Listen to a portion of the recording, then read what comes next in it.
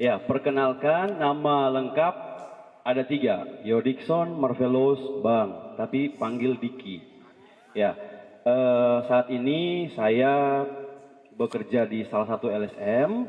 Mungkin adik-adik kalau tahu kalau LSM itu kepanjangannya adalah Lembaga Swadaya Masyarakat yang bergerak di bidang konservasi. Konservasi itu apa? Konservasi itu adalah salah satu kegiatan yang bagaimana kita menjaga. Jadi kami bergerak di bidang konservasi laut. Jadi lebih kepada bagaimana supaya menjaga hiu tikus supaya jangan punah. Hiu tikus yang gambarnya seperti ini. Ini yang ada di botol nih. Ini ada di ikan ini ada di alor. Jadi kalau lihat ikan ini panjangnya ini bisa sampai 3 meter. 3 meter ini ekornya sendiri itu bisa setengah bagian. Jadi misalnya 3 meter berarti ekornya 1,5, tubuhnya 1,5. Ya, ikan ini tidak jahat, tetapi ikan ini unik. Kenapa dia disebut hiu tikus? Ada yang bisa jawab? Ya, karena mirip dengan tikus. Nama siapa, Nona? Siapa? Tepuk tangan dulu untuk Prita. Ya, benar ya, karena di Indonesia dia disebut sebagai hiu tikus karena secara morfologi dia seperti tikus. Ekornya yang panjang, matanya yang kecil, jadi dia disebut sebagai hiu tikus. Tapi kalau bahasa gaul orang bilang treasure shark ya. Itu. Ya. Jadi sekarang kami proyeknya adalah bagaimana supaya jaga ini hiu nih supaya jangan punah. Jadi di alur ini ada nelayan yang tangkap ini hiu. Mereka tangkap, potong, habis itu mereka punya istri jual. Tapi ini hiu ini sebenarnya bisa jadi salah satu biota laut yang bisa mendatangkan uang lebih banyak. Contohnya ada di salah satu negara namanya Filipina adik-adik. Di Filipina ini mereka punya ikan hiu ini kalau orang mau pergi, teman-teman kalau lihat di TV kalau orang diving yang pakai alat yang ada tabung besar di belakang tuh kacamata lengkap, ada pakai alat di kaki, mereka kalau berenang bersama ini hiu, mereka bisa dapat uang 185 miliar per tahun ya, luar biasa ya, hanya karena ini hiu. Jadi mereka punya hiu, orang datang ke sana untuk berenang, orang dong buat kafe, buat rumah makan, buat hotel, orang hanya mau diving untuk melihat ini hiu. Nah, ini hiu ini biasa dia hidup 3 sampai 50 sampai bahkan ratusan meter di dalam laut. Tapi uniknya di alur cuma 20 meter, kita bisa lihat ini hiu. Ya, itu yang memang sangat unik untuk alur. Dan harapannya ya nanti semoga ke depan beberapa tahun ke depan kita juga bisa jadi pulau kedua di dunia dan pertama di Indonesia yang bisa buat seperti Filipina. Ya, karena itu kita juga harus jaga bagaimana supaya ini hiu ini jangan punah. Bagaimana kita harus jaga? Kita bisa menyebarkan informasi kepada orang-orang. Kita tidak harus koko ini hiu dalam laut supaya jaga orang yang tangkap tidak. Tapi kalau kita sudah tahu informasi ini kita bisa bagi ke orang lain. Kemudian kami juga ada program yang namanya champion kepada anak-anak muda. Ada Kakak Hila ini adalah sebagai champion. Jadi mereka ini dikasih bekal bagaimana bisa buat proyek konservasi kayak Kakak Noayu dan teman-teman ada proyek sampah plastik. Kami juga pernah ikut mereka untuk bagaimana supaya sampah plastik di pesisir ini jangan ada lagi. Bagaimana supaya mangrove yang ada di kita punya wilayah ini bisa menjadi ekosistem yang baik untuk masyarakat. Kemudian bagaimana supaya edukasi masyarakat supaya jangan tambang pasir. Jadi ada beberapa program yang dilakukan oleh anak-anak muda di Alor supaya tadi kakak bilang konservasi itu menjaga supaya kita punya lingkungan ini tetap baik. Supaya ini hiu nih orang sudah tangkap bahkan sudah puluhan tahun. Jadi tidak bisa bilang bapak berhenti tidak boleh tangkap karena ada aturan, tidak bisa begitu. Kendalanya pasti mereka tidak mau. Mereka bilang kami tangkap ketika kami tangkap ada harganya, itu memang kesulitan. Jadi memang untuk sampai mereka berhenti itu adik-adik prosesnya 2018. Jadi ada proses pendekatan dulu, kita dekat dulu Bapak dong sudah boleh tangkap ini ikan karena ikan ini sudah dilindungi. Tapi tidak langsung mereka mau. Jadi yang pertama tantangannya adalah mereka tidak mau. Kemudian ada yang bilang kalau ini suka tradisi. Kalau adik-adik semua pernah nonton di televisi yang orang suka tangkap paus di Lembata tuh, pernah nonton toh? Nah hampir sama dengan mereka yang bilang seperti itu. Mereka bilang, kami sudah tangkap lama. Kenapa kalian harus suruh kami berhenti? Sedangkan kami sudah tangkap ini dan ada uang begitu. Jadi tantangannya itu. Mereka tidak mau, mereka bilang ini, kalau kami tidak tangkap, kami pun anak-anak tidak bisa sekolah, kami tidak bisa makan. Jadi Kakak Dong melakukan pendekatan pelan-pelan dengan mereka dari 2018 sampai di 2020.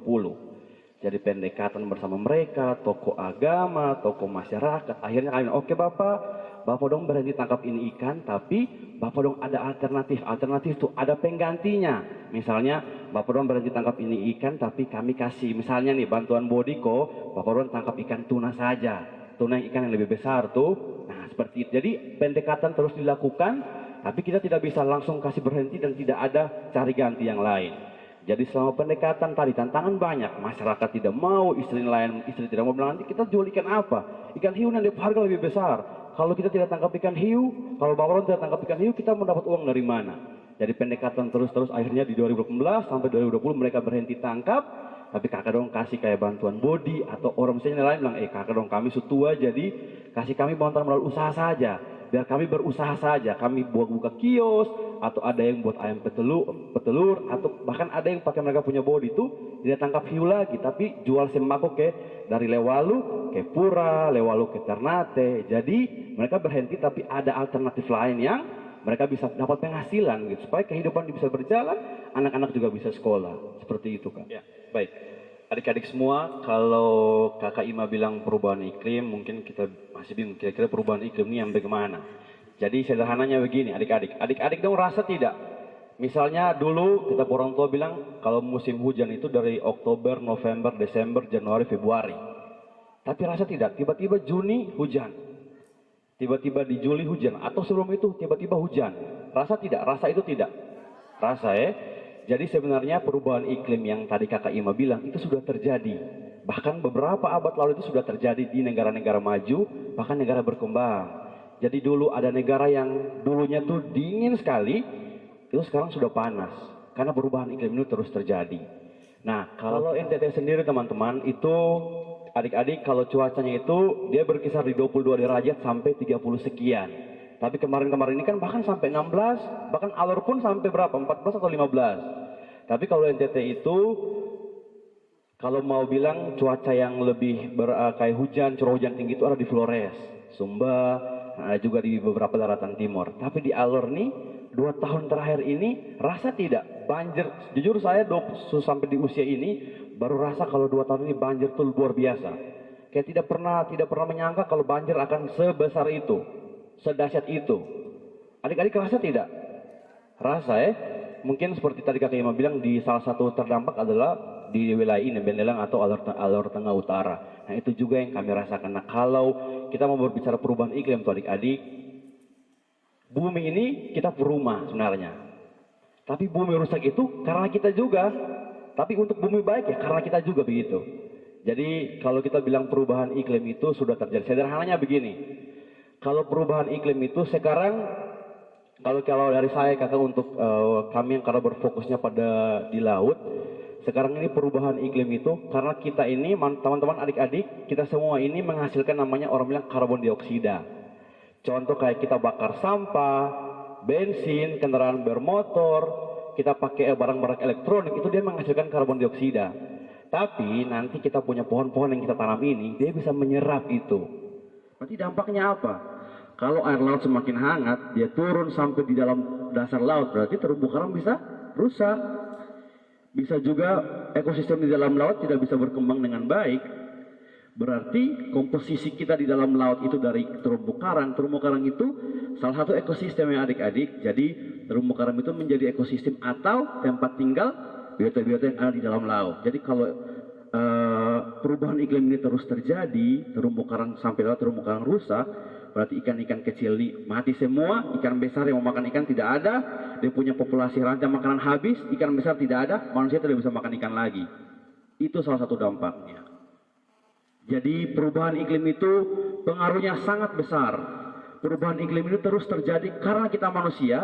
Bagaimana iklim ini baik? Ya kita manusia juga harus merubahnya seperti itu. Jadi kalau berbicara perubahan iklim terhadap dampaknya di laut seperti itu, yang sederhananya.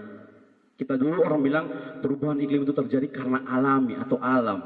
Tetapi sekarang perubahan iklim itu terjadi karena ulah kita manusia yang lebih banyak. Makanya dampak-dampak yang terjadi seperti itu.